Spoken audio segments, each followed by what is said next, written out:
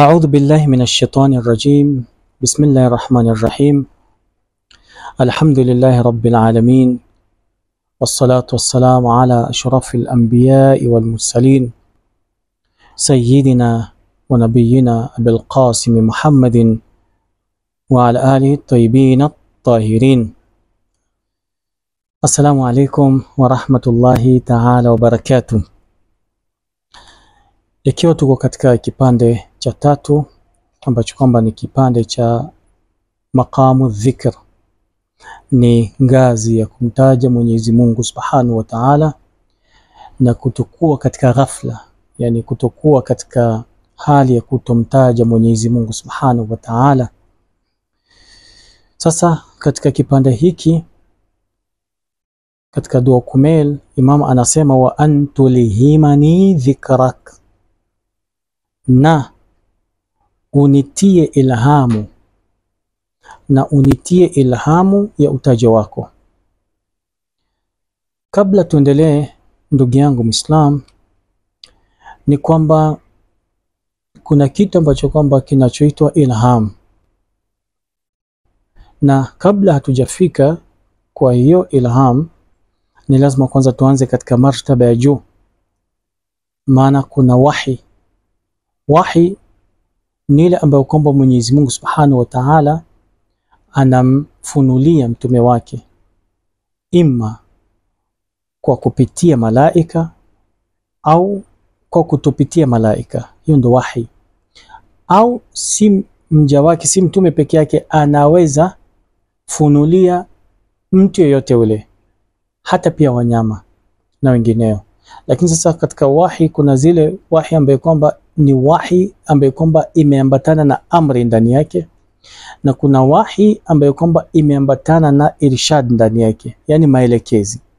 Sasa kuna zile ambazo kwamba hazina hizo wahi ambayo kwamba ni ya shakhsi, ni ya mtu binafsi, na kuna zile wahi ambayo kwamba la, hii iko na amri ndani yake, ambayo kwamba la, mathalan mtume akipatiwa wahi, imma hii wahi itakuwa ni amri kwetu sisi, ambaye kwamba nyingi tunaona kupitia kwa mtume wetu Mtume Muhammad sallallahu alaihi wasallam, ambaye kwamba sio sehemu yake. Inshallah itakuja sehemu yake, tutaongea kuhusiana na wahi. Lakini sasa martaba ya chini ni ilham. Ilham ni ile nguvu ambayo kwamba mwanadamu anaipata, ambayo sio iko chini ya wahi, yani ni chini ya martaba ya ngazi ya wahi. Nayo tutaweza kuielezea, lakini kupitia katika kitabu ambacho kwamba kinaitwa Riyadhus Salikin. Anasema kwamba al-ilham ma fil qalb bi tariq al-faidh, yani ni mtu kupata jambo fulani au mtu kuipata ishara fulani, lakini kwa kupitia, ni mtu kupata ishara fulani kwa kupitia moyoni mwake. Ni kwamba moyo wake upate hii ishara, lakini ishara yenyewe hiyo ni yenye kumfikisha sehemu ambayo kwamba inastahiki. Sio wahi, lakini iko chini ni ya martaba ya wahi, ambayo kwamba sana sana hii ilham hatuwezi itumia kama amri, lakini wahi inatumiwa kama amri.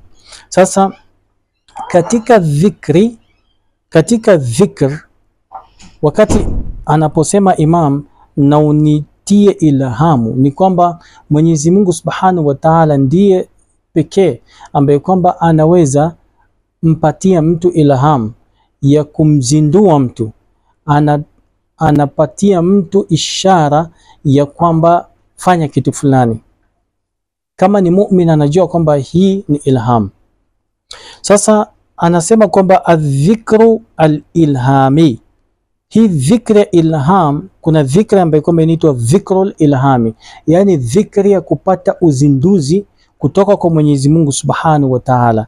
Anasema wa dhikrul hal, ni dhikri ya hali ambayo kwamba tunaeleza. Wa dhikrul hal, na dhikri hii ya hali ni gani? Huwa urujul qalb ila rihabil mahbub, ni ile kufika kwa moyo wako, moyo mwanadamu, kwa hadhara ya Allah Subhanahu wa Ta'ala. Ni ile kufika moyo kwa uwanja miongoni mwa uwanja wa Mwenyezi Mungu Subhanahu wa Ta'ala, na kutoka katika uwanja huo ya dunia. Yani tukisema hivi tunamaanisha nini? Ni mwanadamu kufika kwa hadhara ya Mwenyezi Mungu Subhanahu wa Ta'ala na kukata kila kitu ambacho kwamba imo duniani. Sasa anasema Imam Sajjad, kuna dua ambayo kwamba Imam Sajjad alikuwa anakuwa ni mwenye kuitaja, au anakuwa ni mwenye kuitaja baadhi ya maneno ambayo kwamba itatupeleka katika maana hii. Imam Sajjad anasema wa anisna, na kuwa ni mwenye kutupatia pozo, na kuwa ni mwenye kutupatia matumaini, bidhikri al-khafi, kwa kukutaja au kwa utajo ambao kwamba umefichika. Yani hii utajo ambao kwamba ni utajo wa ilham, adhikrul ilhami, wasai almaradhi. Kisha saizi inshallah tutakuwa ni wenye kuingia katika dhikr kwa maana nyingine tofauti na hii dhikr ya ilhami. Yani kila wakati niwe ni mwenye kukutaja wewe, niwe ni mwenye kukufikia wewe ewe Mwenyezi Mungu, niwe ni mwenye kuwa katika hadhara yako ewe Allah Subhanahu wa Ta'ala. Lakini ili nifike katika ukaribu wako Mwenyezi Mungu, naomba usaidizi wako wewe. Sasa wakati huu tunataka tuongee katika dhikra ambayo kwamba ni dhikri tofauti. Katika uongozi ambayo kwamba sisi tunao, uongozi wa kawaida, uongozi unahitajia dhikr. Uongozi hauhitaji ghafla. Yani uongozi tu wa kawaida ya duniani ambayo kwamba sisi tunaishi ndani yake, uongozi tu wote hahitaji mtu kughafilika. Ikiwa tuna kiongozi ambaye kwamba kila wakati ni mtu kughafilika, anapangilia 2-3, baada ya muda amesahau, mpaka mumwendee mwambie bwana tulipanga hii na hii na hii, siku gani, saa ngapi, sijui nini, sasa mpaka awe ni mwenye la. Huo si uongozi. Kiongozi ni mtu ambaye kwamba hafai kuwa ni mwenye kuisahau baadhi ya mambo, hafai kuwa ni mwenye kughafilika. Tuangalie katika aya ambayo kwamba iko katika sura Taha, tuunganishe haya maneno na haya maneno ambayo kwamba sisi tunasema. Mwenyezi Mungu Subhanahu wa Ta'ala anamwambia Nabii Musa na Nabii Harun, idhhab anta wa akhuk, bismillahir rahmanir rahim, idhhab anta wa akhuka biayatina. Nenda, alipopatiwa wahi, nenda wewe Musa wa akhuk, na kaka yako, biayatina, na dalili zetu,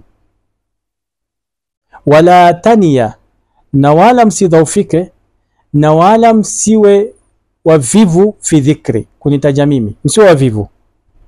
La'allahu, wenda huyo Firaun mtakapoenda na dalili zetu, yatadhakkaru, atakuwa ni mwenye kukumbuka na kunitaja mimi, au yakhsha, au atakuwa ni mwenye kuogopa. Sasa anasema kwamba mfasiri, inna tadhkira huna, hakika hii tadhkir ya kukumbuka ni nini?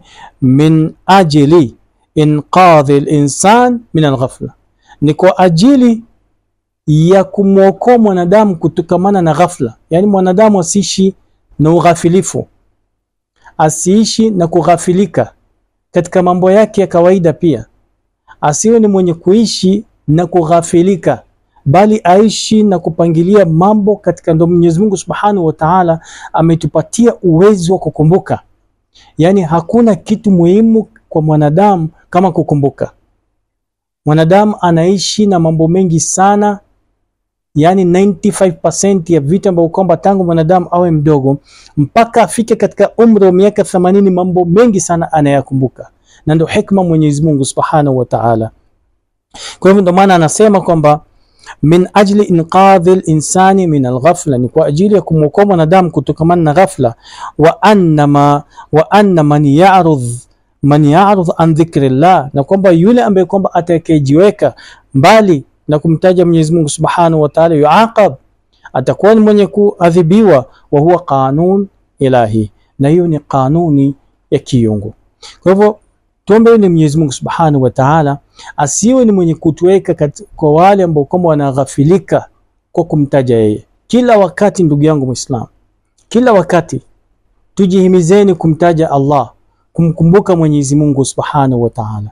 Tuombe Mwenyezi Mungu Subhanahu wa Ta'ala atujalie min alladhina yastami'una alqawla wa yattabi'una ahsana. Wassalamu alaykum wa rahmatullahi ta'ala wa barakatuh.